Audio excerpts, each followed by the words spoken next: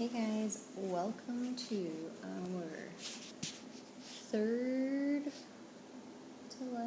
second to last new lesson. I'm very excited.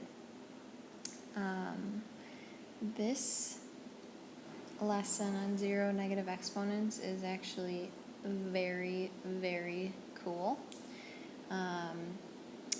So, without further ado, let's take a look at the RPJ.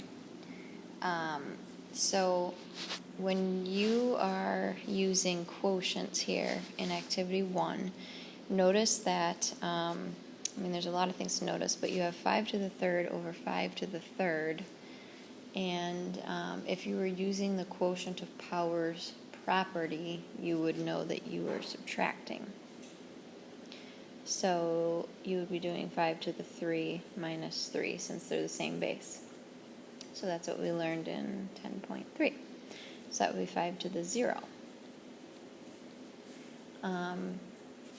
And that would be the same for all of these. So it would be 6 to the 2 minus 2, which is 6 to the 0. It would be negative 3 to the 4 minus 4, which is negative 3 to the 0. And negative 4 to the 5 minus 5, which would be negative 4 to the 0. So, one thing that I'm sure you all probably have known, but you might not know why, what do you notice about all of these? They are all to the 0 power. And what it is that you probably know is that anything to the 0 power is 1. But now you're seeing why.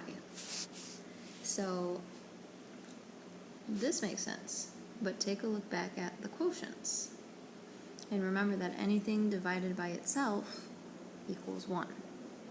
So 5 to the third over 5 to the third equals 1.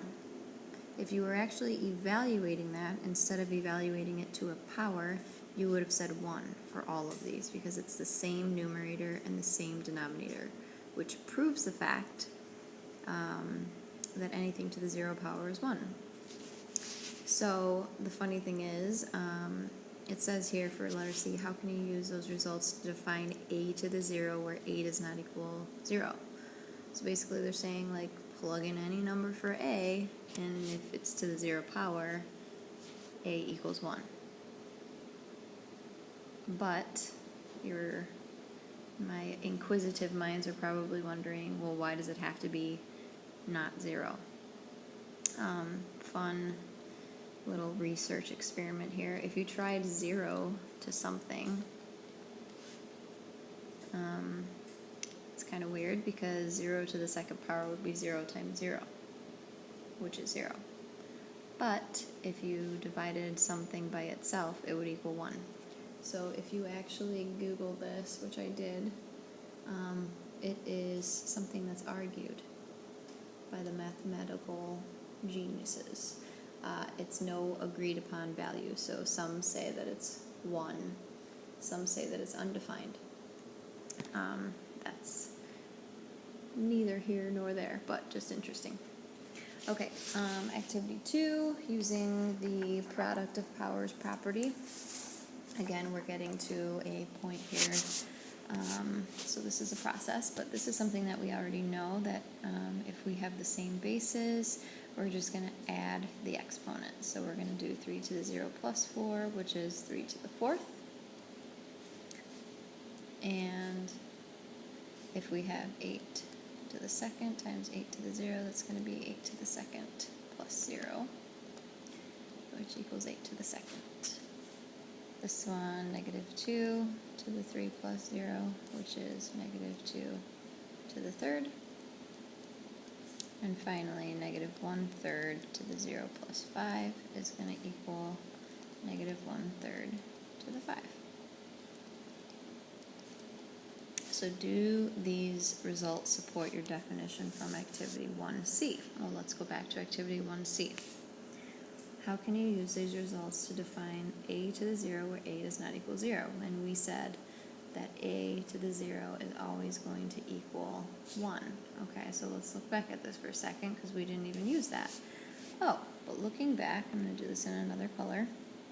3 to the 0 is 1. And 1 times 3 to the 4th equals 3 to the 4th. Okay? 8 to the 0 is 1. 8 squared times 1 is 8 squared. 2 to the 0 is 1. Times negative 2 to the 3rd is negative 2 to the 3rd. And you get the point. Negative 1 to the 3rd times 1 is negative 1 to the 5th. So yes, they do support our results because anything times 1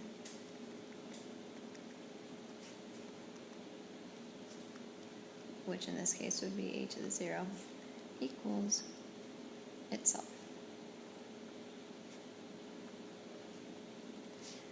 Okay, activity 3.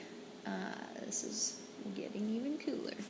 We have we have 5 to the negative 3rd times 5 to the 3rd. If we did that using the product of powers property, that would be 5 to the negative 3 plus 3, which would be 5 to the 0. And you're going to see the same thing. 6 to the 2 plus negative 2 equals 6 to the 0. Negative 3 to the 4 plus negative 4 equals negative 3 to the 0. I'm just going to put it in both spots there. And finally, negative 4 to the 5 plus negative 5 plus 5 equals negative 4 to the 0. So according to your results from activities 1 and 2, the products in the first column are equal to what value? Let's go back to activities 1 and 2. The product in the first column is equal to what value? And I think they're talking about the first thing here. 1. How does the multiplicative inverse property help you rewrite numbers with negative exponents? Okay, so here's how this connects to activity 1. Take a look at each of these expressions and each of these expressions. So you have 5 to the 3rd over 5 to the 3rd as opposed to 5 to the negative 3rd times 5 to the 3rd, but you're getting the same answer, 5 to the 0.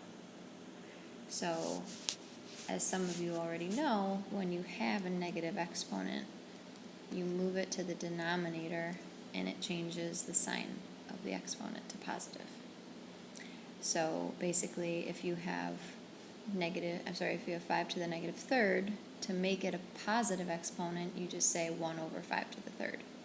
Well, if I'm multiplying 1 over 5 to the 3rd, which is this, times 5 to the 3rd, that is the same thing as activity 1, 5 to the 3rd over 5 to the 3rd.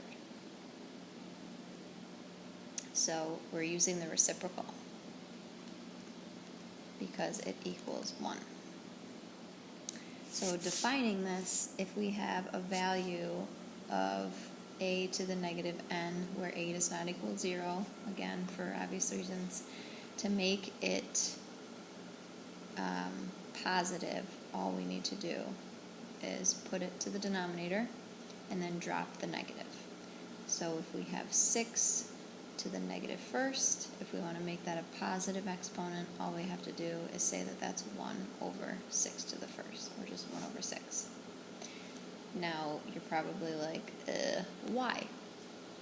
So one last thing. Looking at this number, 3,452 and 867 thousandths. Take a look at the way that they set up the place values chart. We have the thousands place, 3. We have the hundreds place, 4. Take a look at the exponents that they're assigning to that. Thousands, 3, because there's 3 zeros, place values. After that value, hundreds, 2. Tens would be the 5, ones would be the 2. So noticing what's happening with the exponents, this would be a 0. and is our decimal value, and then tenths. Keep in line. What pattern are you noticing here? We're decreasing by 1. So this would have to be -1, -2, -3. And here's why that makes sense. Writing this in expanded form is crazy. You have 3 times 10 to the third. I'm running out of space here. I'll put it down here. 3 times 10 to the -3rd is 3 times 1,000, which is 3,000. Okay? Plus 4 times 10 to the second, which equals, I'm going to bring that down here, 4 times 100, and that's 400. Next place value, 5 times 10 to the first, which is 5 times 10, or 50. Okay, the next one, 2 times 10 to the 0. Here's where it makes sense. That would be plus 2 times 1, which is 2. And then we have our decimal place, 8 times 10 to the -1st, which would be 8 times 1 over 10 to the first, or just 1 over 10. And what does that equal? 8 times 1/10.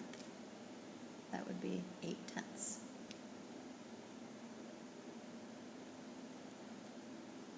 You can reduce that if you want to, but I'm just going to leave it as 8 tenths. Plus, I'm running out of space, 6 times 10 to the -2nd, which is 6 times 1 over 10 squared, or 6 times 1 over 100, or 6 over 100. And the last one I'm just going to put up here because I'm running out of space, 7 times 10 to the -3rd, which would be 7 times 1 over 10 to the third, which would be 7 times 1/1000th, or 7 thousandths.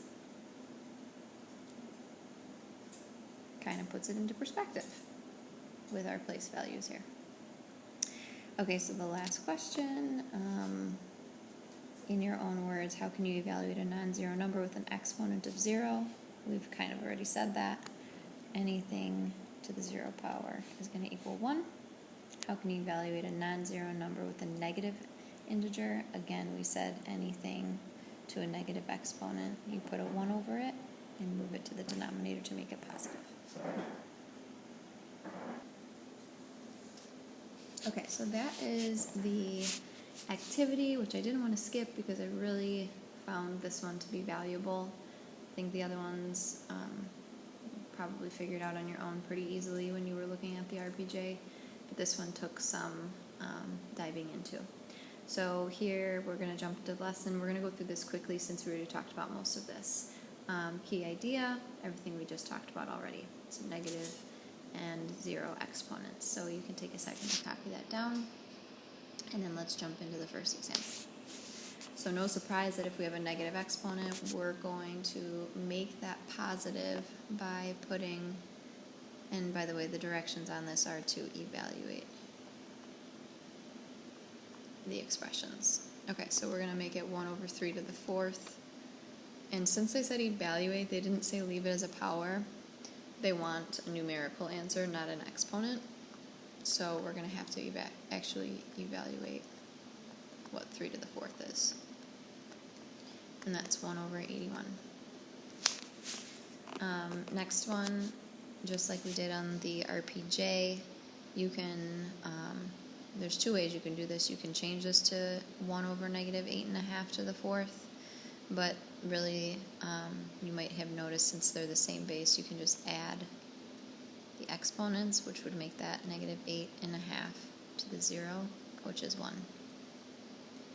And then, sorry that this is hard to read, as usual, but we have 2 to the 6th over 2 to the 8th, which means we need to subtract That's going to be -2. We can't leave that, so we're going to put 1 over 2 to the +2, which is actually 1 over 4.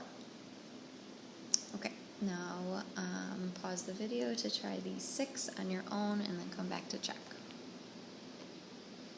Okay, so check your answers here. Take a look at all of the work. I tried to separate them by color since there was kind of a lot of work and not a lot of space. And here is example 2. So this one's a little bit tricky because we didn't see a coefficient in our RPJ. So basically it's the x to the 0 part, that's the 1. So this is -5 times 1, which is -5. The whole answer is not 1 here because again you had that -5 coefficient. So separate that from the x to the 0. X to the 0 is 1, but you still have to multiply it by -5. So your answer is -5 here. And same thing here, you're going to take off the coefficient of 9 separately. So I'm just going to write the 9. And then I have y to the -3 plus 5. That's 9y to the 2nd. I'm sorry, I need to subtract. What am I doing here? This is a quotient, so my mistake. Let me go back.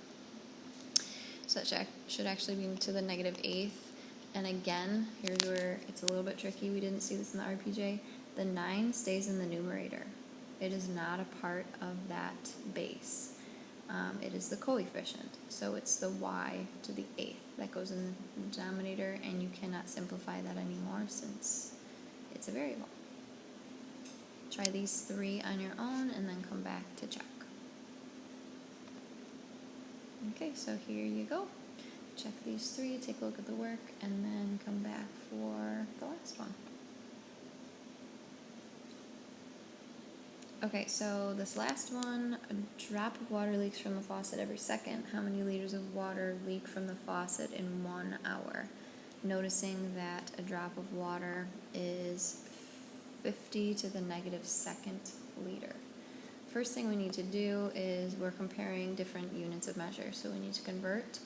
So let's convert it to seconds. We know that 1 hour has 60 minutes. So basically what we're doing is multiplying. If we have 60 minutes in 1 hour, I'm going to get rid of this. 60 minutes in 1 hour, and we want to change it to seconds. We're going to say that there's 60 seconds in 1 minute, which cancels out our units when we cost simplify, and that gives us 3,600 seconds in 1 hour. Oops, sorry, it's a 0. Okay, so 3,600 seconds in 1 hour, but it multiplies by 50 to the -2nd liter per second. So we're going to multiply that by the 3,600, which we know is 1 over 50 to the 2nd, which would just be 1 over 5 times 5 is 25, add 2 zeros. So it's going to be 3,600 over 2,500. And we can easily reduce that and see that 25 is going to go into 36 once, with a remainder of 11.